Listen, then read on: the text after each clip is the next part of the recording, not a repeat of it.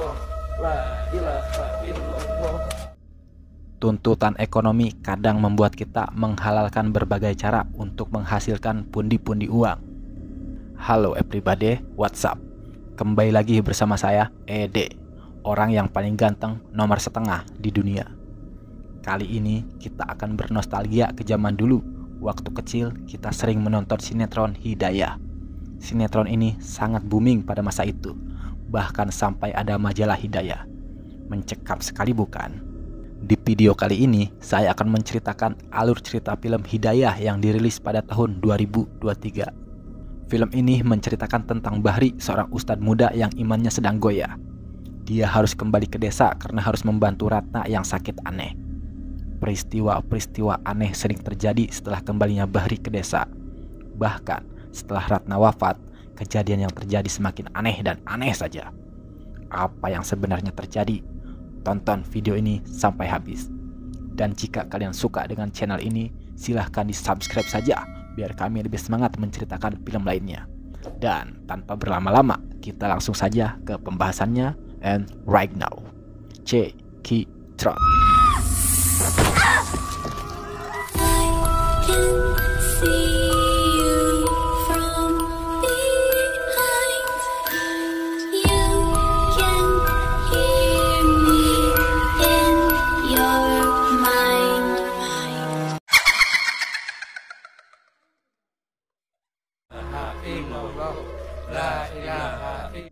Film ini diawali dengan memperlihatkan prosesi pemakaman seorang perempuan yang bernama Ratna. Pemakaman tersebut dipimpin oleh seorang pemuda yang bernama Bahri. Saat akan dimakamkan, Bahri kaget karena mata Ratna terus melotot. Cuaca pun semakin buruk dan hujan geluduk tiba-tiba turun membasahi bumi. Walaupun cuaca buruk, Bahri tetap melanjutkan pemakaman Ratna. Malam harinya, tiba-tiba keanehan mulai terjadi pada kuburan Ratna. Sebuah tangan muncul dari permukaan bumi, yakni adalah tangannya Ratna. Dan film pun baru dimulai. Scene beralih pada 4 hari sebelum pemakaman Ratna. Terlihat Bahri dan rekan kerjanya yang bekerja di bengkel di daerah Jakarta. Tidak lama kemudian, datanglah salah satu customer yang merupakan sahabat Bahri waktu di pesantren yang bernama Hasan. Sebelum memperbaiki mobil Hasan, Bahri mengajak Hasan ngopi terlebih dahulu. Saat Bahri dan Hasan sedang menikmati kopi, Hasan mengungkapkan tujuannya menemui Bahri. Hasan berniat mengajak Bahri untuk kembali ke desa, karena pada saat ini keadaan desa Mekarwangi sangat mencekam. Hasan pun mengatakan kalau ini adalah soal Ratna yang merupakan mantan kabogohnya si Bahri. Ratna sedang sakit aneh sepulangnya merantau kerja di Jakarta. Bahkan Ratna tidak mau bicara sedikit pun. Kondisi Ratna sangat memprihatinkan, badannya buduk dan dipenuhi belatung. Badan Ratna mengeluarkan aroma tak sedap. Dan setiap azan maghrib, Ratna selalu gogoakan tepuguh karena kesakitan.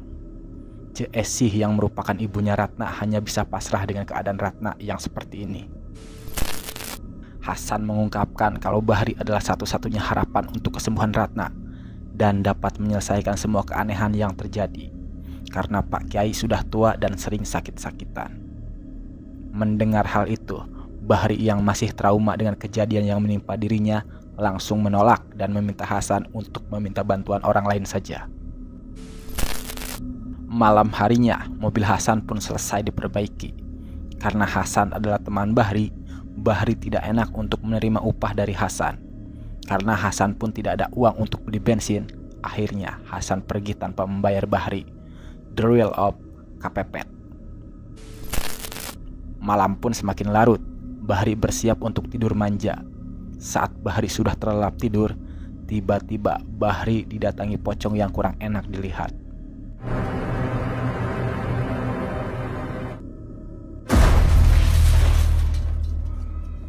Bahri langsung terbangun dan culak-cilik, tapi tidak ada apa-apa. Saat Bahri akan kembali tidur, dia mendengar suara perempuan yang meminta tolong.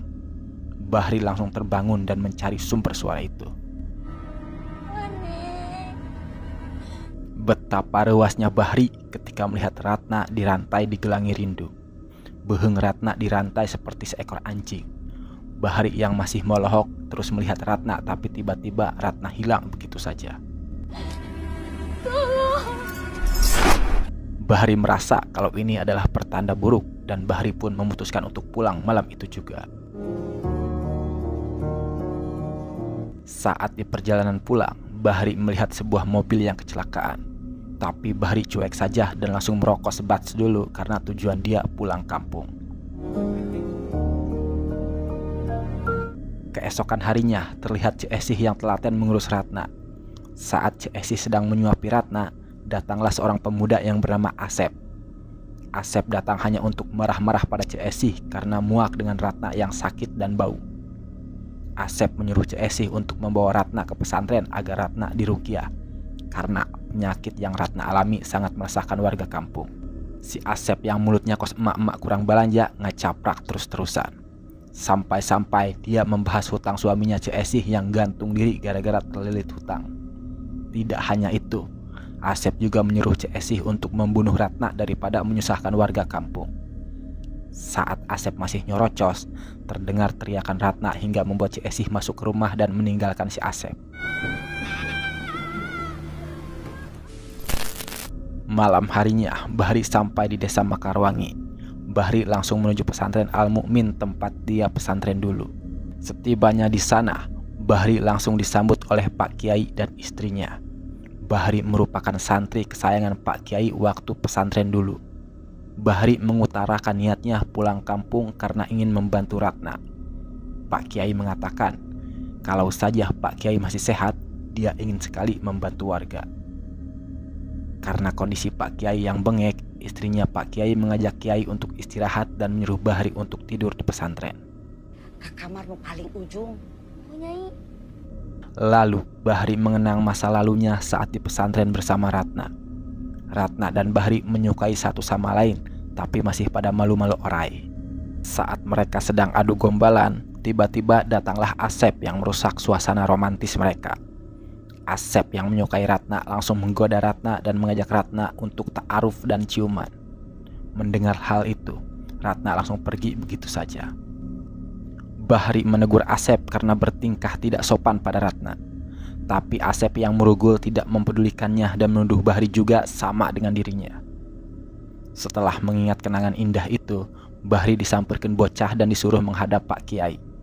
Bahri dan Pak Kiai ngobrol heart to heart. Bahri mencurahkan segala kesedihannya saat Bahri masih di penjara selama 5 tahun akibat gagal meruqyah seorang yang kesurupan sampai meninggoy. Ibu Bahri pun harus sakit-sakitan dan meninggal saat Bahri di penjara. Kiai Fatah meminta Bahri untuk sabar dan ikhlas dengan semua cobaan yang dia alami, agar Bahri tetap berbaik sangka pada Allah Subhanahu wa Ta'ala. Karena menurutnya pasti ada hikmah di balik semua cobaan Bahri. Sebelum Bahri berangkat menemui Ratna, Bahri meminta restu pada Kiai Fatah untuk menolong Ratna yang sedang sakit aneh. Bahri ditemani Hasan untuk pergi ke rumah Ratna. Sesampainya di sana, Cik Esih langsung membuka pintu dan menyuruh masuk. Di dalam rumah, Cik Esih langsung menawarkan minum. Namun karena Hasan menolak, Bahri hanya meminta segelas teh saja. Sambil menahan tangis, Cik Esih memohon pada Bahri untuk menolong Ratna. Dia pun ikhlas jika Ratna harus diambil oleh Yang Maha Kuasa. Tiba-tiba Ratna berteriak. Tentu saja hal itu membuat Cik Esih langsung ke kamar Ratna. Bahri pun akhirnya datang ke kamar Ratna dan melihat kondisinya. Melihat kondisi Ratna yang sangat menggeluhkan, Bahri keluar kamar lagi dan ngehulang. Tapi Hasan meyakinkan Bahri untuk menolong dan meruqyah Ratna. Karena saat ini hanya Bahri yang mampu menolong Ratna. Agar tak mengganggu proses ruqyah, Hasan pun pamit untuk pulang. Dengan tuur ngadeg-deg dan keringat nyurucut, Bahri kembali ke kamar Ratna. Meski seul melihat kondisi Ratna, Bahri harus tetap profesional. Ratna mengelurkan tangannya yang burik itu dan Bahri langsung menggenggam tangan Ratna. Kemudian Bahri meminta air panas pada Cik Esih. Bahri pun memulai proses ruqyahnya. Bahri membacakan surat Al-Fatihah dan akhirnya Ratna bisa tenang. Astaghfirullah.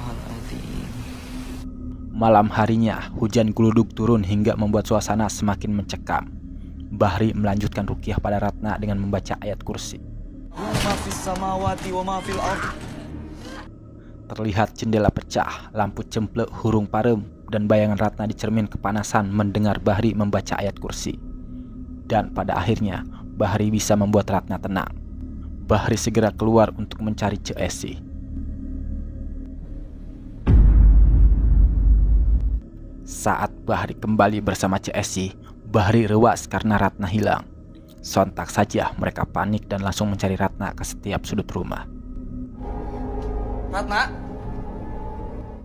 Bahri tidak menyadari kehadiran Ratna yang sudah dirasuki iblis. Lantas, Ratna langsung meniup lampu damar yang dipegang Bahri.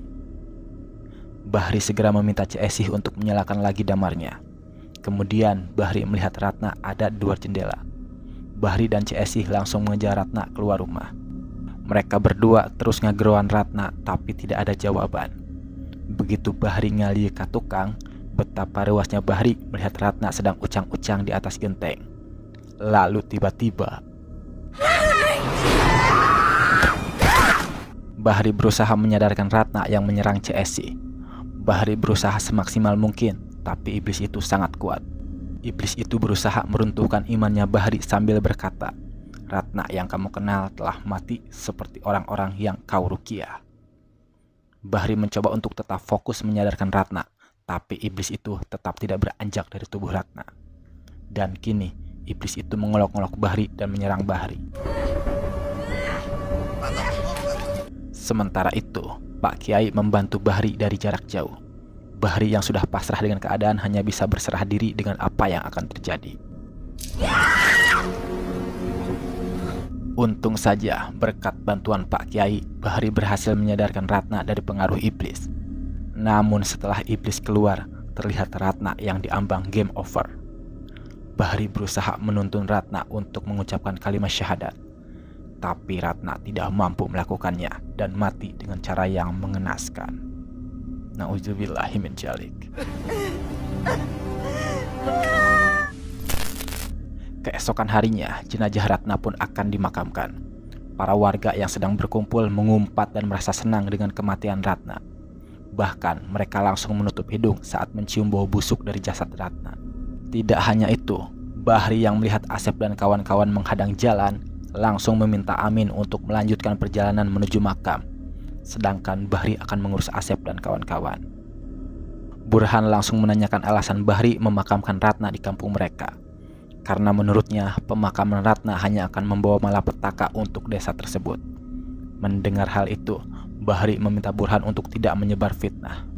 Dadang yang rambutnya seperti duta sampo pun memperkeruh keadaan dan memprovokasi warga untuk menolak pemakaman Ratna. Tapi Bahri menentang mereka karena Bahri merasa bahwa Ratna memiliki hak yang sama sebagai sesama muslim.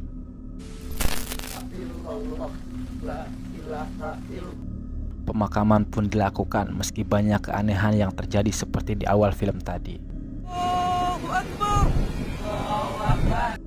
Singkat cerita, Cek Esi yang selesai mengaji merasakan firasat buruk karena foto Ratna terjatuh dan kejadian itu bersamaan dengan tangan Ratna yang keluar dari liang kubur. Di sisi lain, istri Asep yang sedang hamil terlihat manja dan mengeluh pada suaminya karena setiap hari mereka hanya makan tempe, dan tempe. Dia sesekali ingin makan daging biar ada nutrisinya, tapi Asep tidak bisa mengabulkannya karena Asep sekarang lagi nganggur. Mendengar hal itu, istri Asep pun meminta mangga muda saja yang ada di rumah tetangga. Asep yang tidak ingin anaknya ngacai bergegas pergi mengambil mangga muda punya tetangga. Setelah Asep pergi, Yanti yang sedang hamil besar malah menimba air di sumur pada malam hari. Setelah menarik kastrol, Yanti ngagoak karena embernya bukan berisi air, melainkan ular yang ngarengkol di dalam ember. Yanti langsung ngagudiblag dan ngarangsot masuk ke dalam rumah. Tapi ular itu malah masuk ke dalam semak belukar milik Yanti. Dan tiba-tiba, sementara itu di kuburan Ratna, terlihat Ratna keluar dari dalam kuburnya dan ngagoler di atas kuburan. Dosa apa yang telah diperbuat Ratna sehingga dia harus mendapatkan azab seperti ini? Keesokan harinya, Dadang yang sedang berjalan sendiri melihat Asep murung dan cerik. Dadang menghampirinya dan menanyakan apa yang terjadi. Sambil sesegukan, Asep berkata kalau calon bayinya telah meninggoy karena Yanti pingsan saat melihat pocong Ratna. Dan Yanti kini jadi depresi karena kejadian itu. Ini semua teh gara-gara Bahri. Mendengar hal itu, Dadang yang tersulut emosi langsung menyalahkan Bahri dan akan menuntut balas pada Bahri karena telah memakamkan Ratna di kampungnya sehingga mengakibatkan kesialan. Di sisi lain, Bahri yang mendengar gibahan dari para tetangganya bahwa Ratna gentayangan langsung menanyakan apa yang sebenarnya terjadi pada Hasan. Hasan pun menceritakan setelah beberapa tahun Bahri pergi ke Jakarta, ayah Ratna terlilit hutang dan memutuskan untuk gantung diri. Ratna dan Cik Esih ditagih terus-terusan, bahkan sampai diancam akan dibunuh dan diperkaos.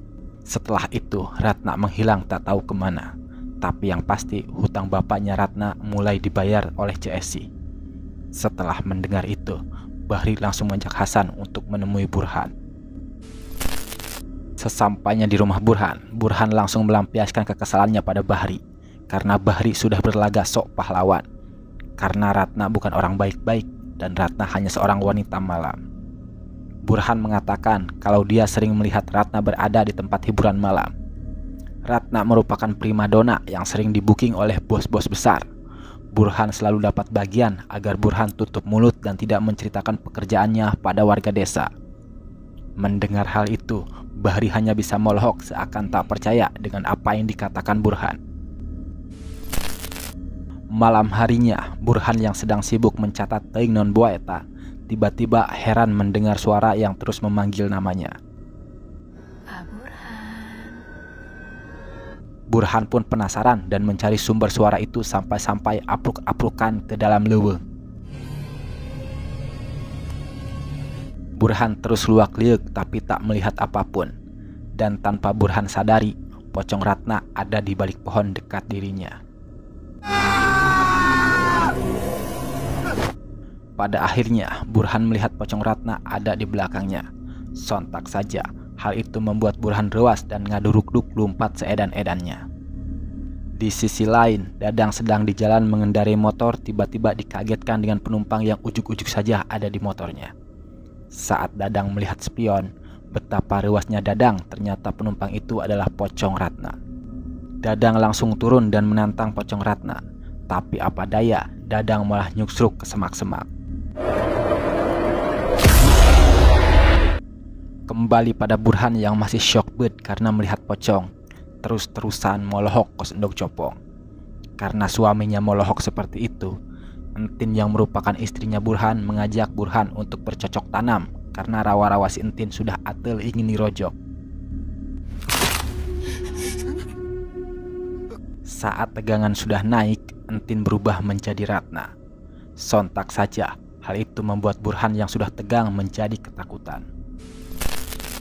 Entin yang sedang mempersiapkan teh herbal untuk Burhan dibuat syok dan histeris ketika membuka pintu kamarnya. Rupanya, Entin melihat Burhan sudah tergantung tak bernyawa di kamarnya. Dengan kejadian itu, berita Burhan meninggal langsung menyebar luas dengan teknologi mulut ke mulut. Sementara itu di pesantren, Kiai Fatah terus menasihati Bahri yang terpuruk karena mendengar kabar tentang Ratna. Kiai Fatah mengatakan jika teror pocong Ratna di desa ini hanya fitnah kubur dan tipu daya setan untuk menyesatkan warga. Kiai Fatah pun meyakini kalau Bahri mampu menghadapi ini semua dan menyadarkan warga desa yang terjerumus dalam kesesatan. Di sisi lain, Cik Esih yang ngadenge berita tentang pocong Ratna mendatangi kuburan Ratna. Betapa kagetnya Cik Esih, sesampainya di sana dia melihat jasad anaknya ada di atas kuburan dan berbagai macam sesajen ada di kuburan anaknya. Sambil menangis, Cik Esih membuang sesajen itu dan memasang kain samping untuk menutupi kuburan anaknya. Sebagai orang tua, Cik Esih sangat menyayangi anaknya. Dia pun berdoa kepada Allah agar dosa anaknya bisa diampuni. Singkat waktu di malam berikutnya, Kejadian aneh mulai terjadi di pesantren. Agus yang selesai berwudu dikagetkan dengan keranda yang tiba-tiba ada di sampingnya. Bahri yang sedang mengaji langsung keluar untuk melihat apa yang terjadi. Melihat Agus yang kesurupan, Bahri mencoba meruqyah. Tapi keadaan semakin buruk ketika beberapa santri mulai mengalami kesurupan. Bahri mencoba meruqyah satu persatu tapi tidak mempan. Suasana semakin mencekam ketika santri yang kesurupan itu menyerang Bahri secara bersamaan. Bahri yang kewalahan meminta bantuan santri lain untuk membaca doa bersama. Ambil air minum buat temannya. Sekarang. Akhirnya santri itu berhasil disadarkan semuanya. Tapi masalah Bahri belum selesai sampai di sini. Baru saja selesai menyadarkan santri, Usman datang dan memberitahu kalau kondisi Pak Kiai semakin memburuk. Setibanya di kamar, Kiai yang sekarat langsung memberikan tasbih pada Bahri. Pada akhirnya, Kiai menghembuskan nafas terakhir malam itu juga. Jerit tangis kesedihan pun pecah pada malam itu. Keesokan harinya, jenazah Pak Kiai pun disolatkan. Bahri! Baru saja selesai menyolatkan, Asep dan kawan-kawan meminta Bahri untuk segera meninggalkan desa ini. Bahri yang tak ingin ada keributan segera pergi untuk meninggalkan desa ini. Di sisi lain, teman kerja Ratna yang bernama Stefani diantar salah seorang warga saat dirinya ingin ke makam Ratna. Sesampainya di sana, dia kaget dan langsung ngaguak saat melihat Ratna berada di atas kuburan. Matakna gerak tobat neng, tobat. Malam harinya, Stefani akan kembali ke Jakarta dan tak kuasa menahan kesedihan. Melihat hal itu, Bahri yang penasaran mencoba bertanya padanya. Ayah anu bisa dibantos neng? Stefani pun bercerita kalau kampung ini jahat terhadap temannya yang bernama Ratna. Dia adalah teman kerja Ratna di Jakarta saat mereka jadi wanita penghibur. Ketika itu, Ratna yang merupakan primadona di tempat kerja tak segan memberikannya bantuan saat dirinya mengalami kesulitan ekonomi. Namun, Ratna terus dimanfaatkan oleh Burhan karena Burhan telah berjasa mengenalkannya pada salah seorang dukun di kampung. Ratna memasang susuk di sekujur tubuhnya, tapi persyaratan susuk itu sangat berat. Ratna harus memberikan darah ayam, kambing, dan yang paling berat adalah darah orang yang paling Ratna sayangi. Ketika susuk itu meminta tumbal yang terakhir, Ratna yang menolak syarat itu langsung mengalami penyakit aneh. Mendengar hal itu, Bahri langsung mengurungkan niatnya untuk pergi dan niat mencari siapa dukun yang telah memasangkan susuk itu. Dan mutusin buat pulang. Baru saja 5 langkah masuk desa, Bahri langsung dihadang oleh 2 sejoli yaitu Asep dan Usep. Pertikaian di antara mereka pun tak bisa terhindarkan.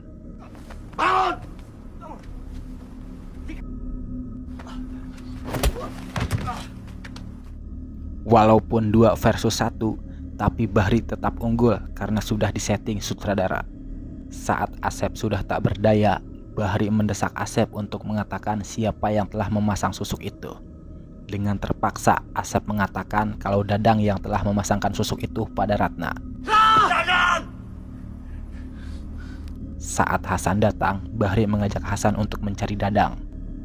Sesampainya di sana, Bahri meminta Hasan untuk menunggu di luar dan dia akan masuk ke dalam.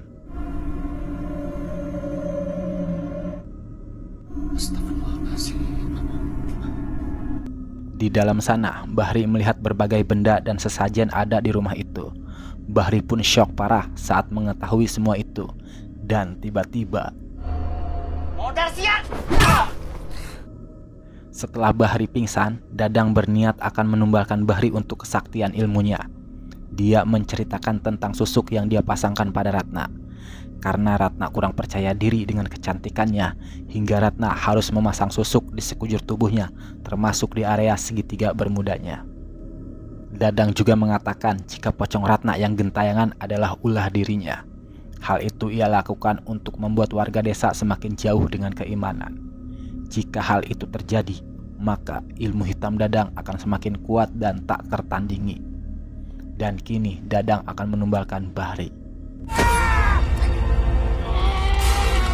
Saat Dadang akan menusuk Bahri, Bahri terbangun dan langsung menangkis Dadang. Perkelahian antara keduanya pun tak bisa terhindarkan.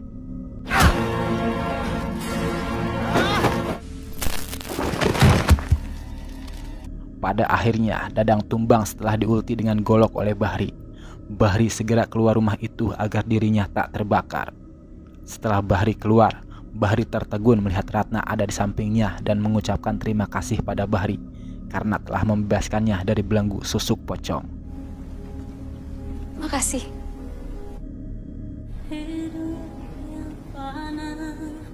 Keesokan harinya, Bahri memimpin doa setelah memakamkan kembali Ratna dengan layak. Warga satu persatu pamit pulang. Usep pun meminta maaf pada Bahri dan Cik Esih atas apa yang ia lakukan selama ini.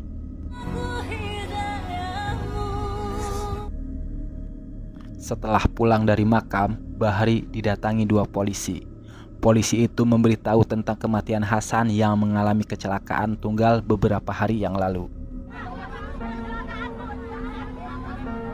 Rupanya mobil yang kecelakaan saat Bahri mudik adalah mobilnya Hasan. Dan selama ini, Korin Hasanlah yang menemani Bahri untuk memberantas kemusyrikan di desa ini. Dengan rasa sedih, Bahri meminta tim kepolisian untuk mengantarkan jenazah Hasan ke pesantren agar bisa secepatnya dimakamkan. Makasih, San. Di akhir film, Bahri dipercaya Umi dan para warga untuk mengurus pesantren Al-Mu'min, meneruskan dakwah Kiai Fatah dan selalu menebar kebaikan. Dan film pun berakhir. Dan itulah alur cerita film Hidayah 2023. Bagaimana? Seru dan menegangkan sekali bukan? Ratna yang merupakan lulusan pesantren harus bekerja sebagai wanita penghibur karena himpitan ekonomi. Dan ketika Ratna sudah meninggal pun, dia harus menanggung akibatnya karena belum terlepas dari belenggu kesesatan. Bahri yang merupakan mantan kabogohnya pun berusaha untuk memecahkan teka-teki agar Ratna bisa tenang di alam sana. Pesan yang bisa kita ambil dari film ini adalah jangan pernah sekalipun bersekutu dengan setan, karena hanya akan menyengsarakanmu di akhirat kelak. Saya Ede, pamit undur diri. Salam sehat selalu. Sampai jumpa di video selanjutnya. See you and goodbye.